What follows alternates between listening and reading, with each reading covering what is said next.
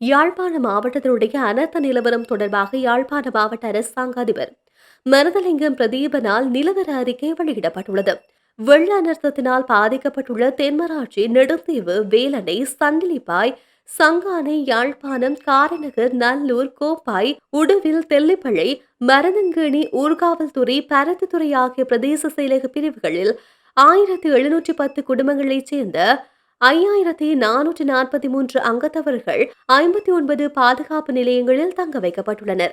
அவர்களுக்கான சமைத்த உணவு பிரதேச செயலாளரினால் வழங்கப்பட்டு சீரான காலநிலை ஏற்பட்டதை தொடர்ந்து பாதுகாப்பு நிலையங்களில் தங்கியிருந்த மக்கள் மீண்டும் வீடு திரும்பும் நிலையில் தற்போது 354 குடும்பங்களைச் சேர்ந்த 1114 அங்கத்தவர்கள் சாவகச்சேரியில் 7 பாதுகாப்பு நிலையங்களிலும், சங்கானையில் 2 பாதுகாப்பு நிலையங்களிலும், தெள்ளிப்பலையில் 2 பாதுகாப்பு நிலையங்களிலும், உடுவிலில் 1 பாதுகாப்பு நிலையத்திலும் மொத்தமாக 12 பாதுகாப்பு நிலையங்களில் தங்க வைக்கப்பட்டு அவர்களுக்கான சமைத்த உணவு பிரதேச செயலாளர்களினால் தொடர்ந்து வழங்கப்பட்டு வருகின்றது. 3711 குடும்பங்களைச் சேர்ந்த 11,751 அங்கத்தவர்கள் நண்பர்கள் மற்றும் உறவினர்கள் வீடுகளில் தங்க வைக்கப்பட்டுள்ளனர்.